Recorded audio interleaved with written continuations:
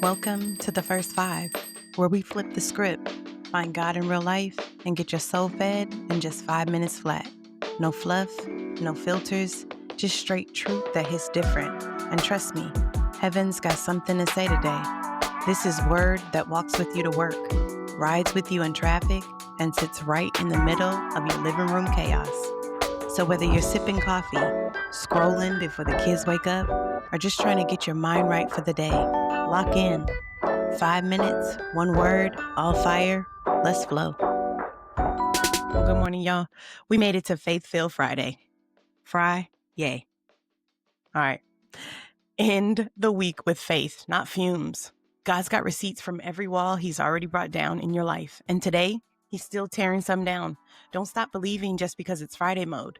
You've got walls coming down. So let's get into it. This is your first five. 5 minutes, one word, let's flow. So the other day, I got stuck outside of a store because the automatic doors wouldn't open. I'm waving my hands, stepping back, stepping forward. I'm doing a chicken dance, right? Like, is it me? Is it the sensor, right? Is this door judging me, right? Like, I can't come in? Finally, the worker inside just looks at me and says, "Ma'am, it opens on the other side." That's fine. And I laughed, but it hit me. Sometimes in life, it's not that the door is broken. It's just that I'm standing in the wrong spot. I thought it was a wall, but it was really just waiting on me to move in obedience. Everyone can relate. You've been locked out of something, a store, your car, even your own email because you forgot your password. That shutout feeling is real. And spiritually, we hit walls like that too. Walls of fear, doubt, or delay. But like Jericho, God says, keep moving, keep trusting, and watch it all fall down. Amen. Teens face social walls. Millennials hit financial walls. Elders know family and health walls. Different generations, same need for walls to come down. So I titled today's message, It All Falls Down. Joshua 6:1-2 says, Jericho was tightly shut up. Nobody in, nobody out. But the Lord said, I have delivered Jericho into your hands. Notice, it was already done in heaven before it fell on earth. The walls of Jericho didn't fall because of Israel's swords. They fell because of God's strategy. Walk, wait, worship, then shout. Today we're trained to fight walls with hustle, force, or shortcuts. But God says some walls are spiritual. They only fall when we obey his word. So let's talk truth. Some walls fall by obedience, not force. The Israelites didn't break Jericho's walls with catapults or battering rams. They brought them down with obedience. Imagine walking silently around a fortress 6 days in a row. No cracks, no noise, no signs of progress. That's not weakness. That's faith in motion. On the seventh day, when they shouted after the seventh lap, the walls fell flat. Sometimes God calls you to move without visible results. Your march may feel like monotony, but it's building momentum. The silence isn't wasted. It's strategy. Stillness is not stagnation. It's strength under God's command. Think of GPS directions that make no sense.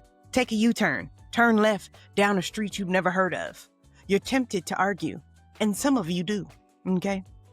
But if you obey, you still get to your destination. Obedience may not feel logical, right? But it's always strategic. My second point, culture wants quick results, but kingdom moves in God's timing. Our world preaches shortcuts, crash diets, instant money, quick wins. Culture says if it doesn't happen fast, it's not working. But Jericho's march shows us delay is not denial. And God's timing often looks slow until it looks supernatural. Suddenly. Hustle culture says, push harder. God says, wait and trust me. Quick fixes lead to fragile victories, but God's timing leads to lasting breakthrough. When Netflix buffers for 10 seconds, y'all, we ready to cancel the whole Wi-Fi plan, right? Now imagine 6 days of marching, no progress in sight, while people inside Jericho mocked from the walls. That's faith. Trusting God when you don't see movement. Sometimes the wall looks stronger right before it falls. Don't quit on day 6 when the shout is coming on day 7. And lastly, every generation knows what it's like to face walls. Walls may look different, but they hit us all. Teens, the wall of fitting in, comparison, or online bullying. Millennials, the wall of job rejection letters, student loans, or broken relationships. Elders, the wall of declining health, financial worries, or feeling forgotten. But Jericho teaches us walls are not permanent. When obedience, faith, and worship align, they crumble.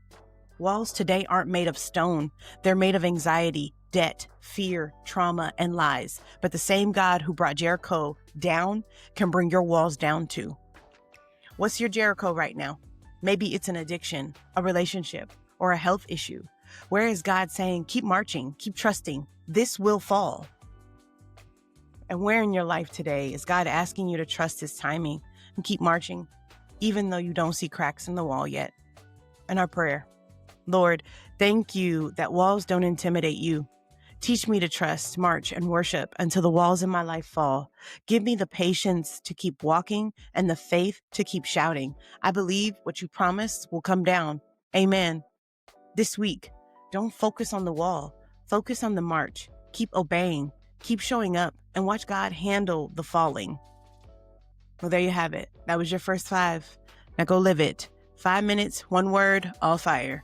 And don't forget to like, share, and subscribe. And remember, if God promised it, then sooner or later, it all falls down. I see you back here in the morning.